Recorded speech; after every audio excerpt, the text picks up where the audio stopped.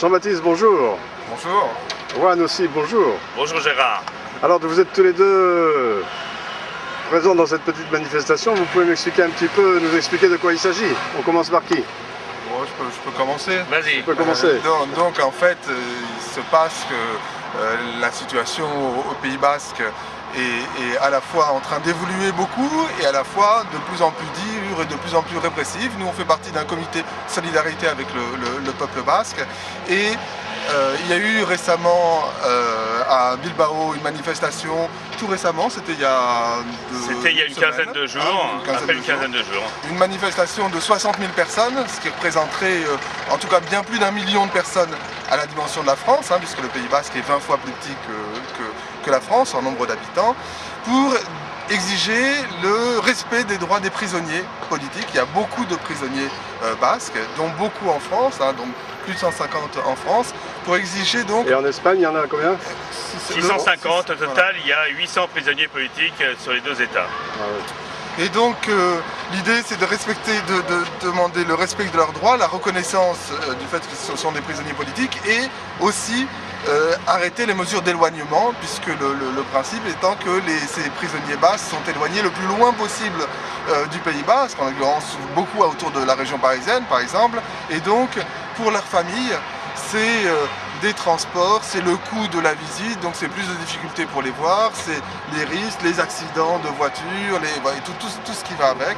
Donc il y a un mouvement qui est important et qui est international, c'est-à-dire que beaucoup de comités ou de structures de solidarité dans le monde participent à une journée aujourd'hui pour manifester. Alors on va tout simplement présenter les photos d'un certain nombre de ces prisonniers pour dire qu'ils existent, pour rappeler qu'ils existent, et puis pour dire qu'on ne les oublie pas, et que surtout au moment où il y a un processus démocratique qui est engagé très fortement au Pays Basque, pour faire cesser la guerre, la violence, l'injustice, et aussi le déni de démocratie qui existe au Pays Basque et qui fait que toute une partie de la gauche indépendantiste ne peut pas se présenter aux élections, ne peut pas voter, ne peut pas avoir de journaux, se retrouve illégalisé, emprisonné, etc.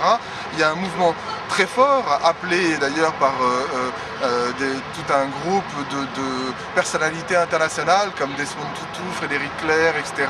pour essayer d'accompagner et de favoriser la solution du conflit basque par une solution politique. Eh bien, on trouve ça important de rappeler que ce conflit existe, qu'il suffit de la volonté, il suffirait de la volonté des États français et espagnols pour que ce conflit trouve une fin et que pour le Pays Basque, après des générations et des générations de guerres larvées ou plus ou moins fortes, et de déni de démocratie, eh bien, il puisse y avoir une solution où tout simplement il y ait le droit d'autodétermination pour les Basques. C'est tout simplement qu'ils puissent choisir, et si la majorité veulent rester en Espagne comme ça, eh bien ils le feront. Si la majorité veulent leur indépendance, ils le prendront. Nous, ce qu'on juge très important, c'est que c'est un droit démocratique pour un peuple essentiel de pouvoir décider par le vote, en l'occurrence, tout simplement, de son avenir. Et c'est ça qu'on demande et même qu'on exige pour le Pays Basque en tant que démocrate français. Alors Juan, tu nous ajoutes un petit mot? J'insiste sur le fait qu'effectivement cette journée, c'est la défense des droits des prisonniers.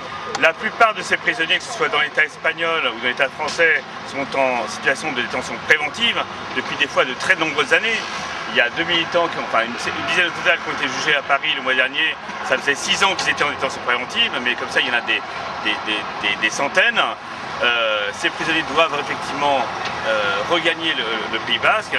Ce qu'il faut savoir aussi, c'est que les conditions de détention sont particulièrement dures, en particulier dans l'État espagnol, avec une torture systématique. Et pour la première fois, je crois qu'en France, on commence à parler de tout ça, y compris des gens qui n'en parlaient jamais jusqu'à présent. L'État espagnol pratique une torture systématique sur toutes les personnes qu'elle arrête, et même sur celles qu'elle n'arrête pas. Des jeunes se font systématiquement harceler, les jeunes du mouvement Abel Saleh se font harceler par des forces de police, se font séquestrer pendant quelques heures avec des menaces donc de violence, même des menaces de viol sur leurs sœurs, des choses abominables. D'ailleurs, il faut rappeler que la torture sexiste est une pratique quotidienne aujourd'hui au Pays Basque espagnol, enfin pas pratiquée par l'État espagnol, et c'est contre tout ça effectivement qu'on veut protester aujourd'hui. Très bien. Il n'y a pas qu'à Paris, il y a d'autres villes dans le monde aujourd'hui où on fait la même chose. Voilà, il y a d'autres villes dans le monde. En France, il y a d'autres villes où on fait ce genre de manifestations. À Lyon, un peu partout, à Rennes, je crois qu'il y en a également, bon, un peu partout en France. Mais il y en a également à Dublin, à Rome, à Berlin, et le plus possible dans l'État espagnol, même si les conditions sont un peu plus difficiles pour se réunir. Puisque je rappelle ce qu'on va faire aujourd'hui, c'est-à-dire simplement montrer la photo d'un prisonnier et quelque chose qui est assimilé par l'État espagnol aujourd'hui à du soutien au terrorisme.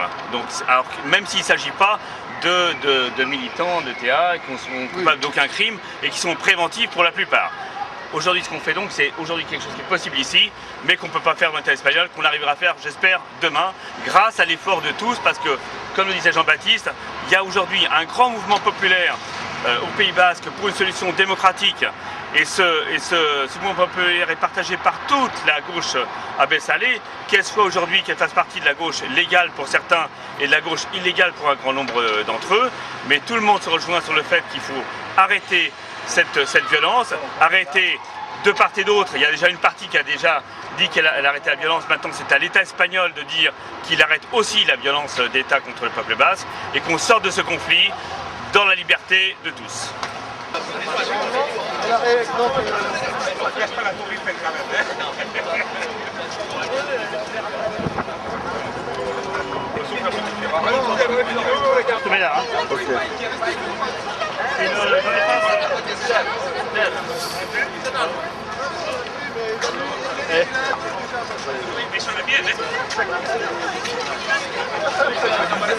Vraiment quoi. Je vous jure. Voilà.